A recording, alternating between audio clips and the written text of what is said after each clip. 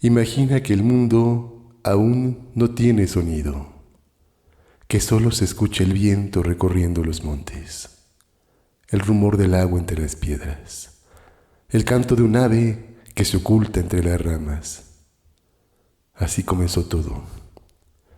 Así comenzó la música. Mucho antes de que existieran las palabras, el ser humano ya buscaba comunicarse con lo invisible. Soplaba sobre huesos huecos, golpeaba la madera, sacudía piedras y semillas para llamar la atención del universo. Los pueblos antiguos sabían que el sonido era sagrado.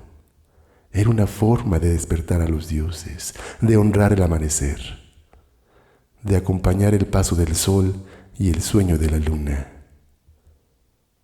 En las civilizaciones prehispánicas, la música no era un adorno, era una fuerza viva, una energía que podía sanar, que podía convocar, que podía transformar.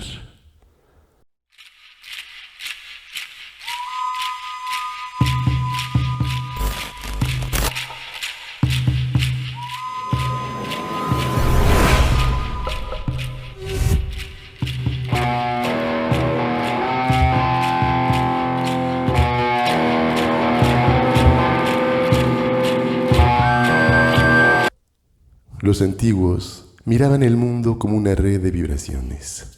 El trueno, el río, el canto del ave, el murmullo de las hojas. Todo tenía ritmo, todo tenía significado. El universo era música y el ser humano un instrumento más dentro de esa gran sinfonía cósmica. Cuando un sacerdote o un músico preparaba su instrumento, no lo hacía para entretener, lo hacía para comunicarse con el espíritu de la naturaleza. El huehuetl representaba el corazón del hombre, el teponaztle, el latido de la tierra. La flauta de barro era el aliento del viento y el caracol la voz del mar, el llamado que unía a los cuatro rumbos del universo. Cada sonido tenía una dirección, cada nota tenía un propósito. En el anáhuac existían cientos de instrumentos. Algunos eran sencillos, huesos tallados, cañas, caparazones, semillas. Otros eran verdaderas obras de arte creadas en barro, en piedra o en madera. Las flautas producían notas agudas que imitaban el canto de las aves. Los silbatos de cerámica creaban rugidos de jaguar o truenos lejanos. Las sonajas acompañaban los pasos de la danza y los caracoles eran soplados al amanecer para anunciar el inicio de los rituales sagrados. Cada pueblo tenía su propio sonido, su identidad sonora. Entre los mayas, los zapotecas, los mexicas o los totonacas, la música se adaptaba a los ciclos del sol, a las lluvias, a la cosecha, al nacimiento y a la muerte. Para los pueblos prehispánicos, la música podía sanar. El sonido era energía, y la energía podía equilibrar el cuerpo y el espíritu. Había flautas que se usaban para curar enfermedades, tamborcillos que acompañaban partos, sonajas que protegían a los niños mientras dormían. El curandero conocía el ritmo del corazón y sabía cómo hacerlo sonar al compás del universo. Los sonidos se mezclaban con el aroma del copal, con el canto de las aves, con el murmullo del agua y del viento. La música era una medicina que no se bebía ni se comía, se escuchaba. El tiempo para los antiguos pueblos no era una línea, era algo así como un círculo. Cada sonido marcaba un punto de ese ciclo. El amanecer, el mediodía, el atardecer, la noche, el nacimiento, la juventud, la vejez y la muerte. Los músicos sabían escuchar los movimientos del cosmos, cuando el viento soplaba y cambiaba de dirección, cuando las estrellas giraban sobre el cielo. Ellos sabían que era momento de una nueva melodía. Así, también la música servía de calendario, servía de oración y servía de ofrenda. Pero no toda la música era calma o contemplación. También existía la música del combate. Los guerreros salían al campo, acompañados del estruendo del huehuetl, del rugido del caracol, de silbatos que imitaban la voz del jaguar o el grito del águila. No era solo para infundir miedo, sino también era para despertar el fuego interno, para recordarles que eran hijos del sol. En ese sonido, los guerreros sentían la fuerza de sus antepasados y marchaban como si el mismo Tonatiuh los guiara en cada paso, en cada combate, en cada guerra. En los templos, la música se volvía oración. Era la manera más pura de hablar con los dioses. Antes de tocar, los músicos se purificaban con copal y con flores. Ayunaban, meditaban y pedían permiso a los guardianes del sonido. Sabían que, al soplar una flauta, al golpear un tambor, no eran ellos quienes tocaban. Era el Dios quien respiraba a través de ellos. Cada nota, cada ritmo era una llave que abría portales invisibles.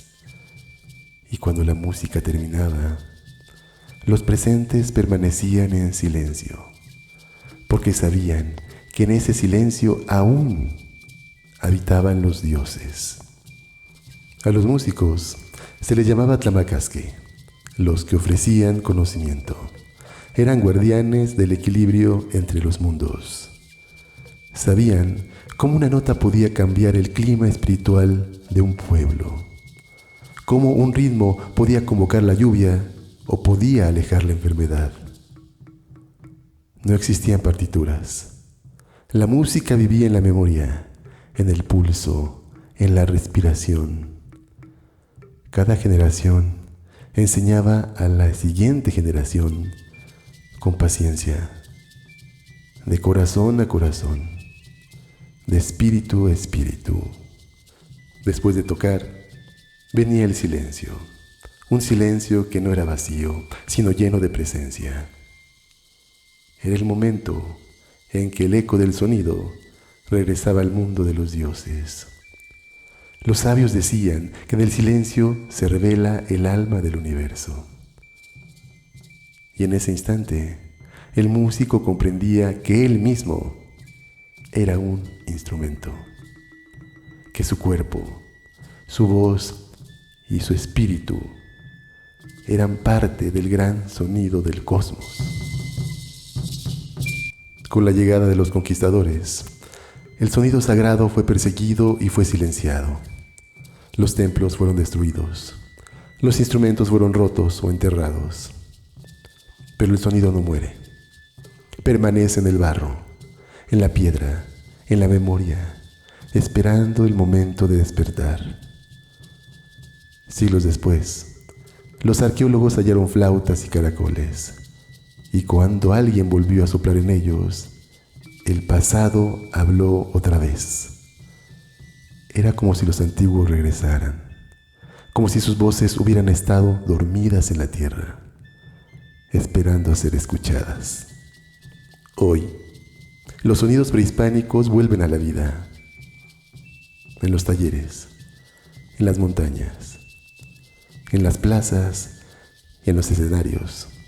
Mujeres y hombres soplan nuevamente en los instrumentos de sus ancestros, ya no como piezas de museo, sino como espíritus vivos, porque cada golpe al huehuetl, cada nota de flauta, cada rugido de caracol es una llamada al alma de la náhuatl.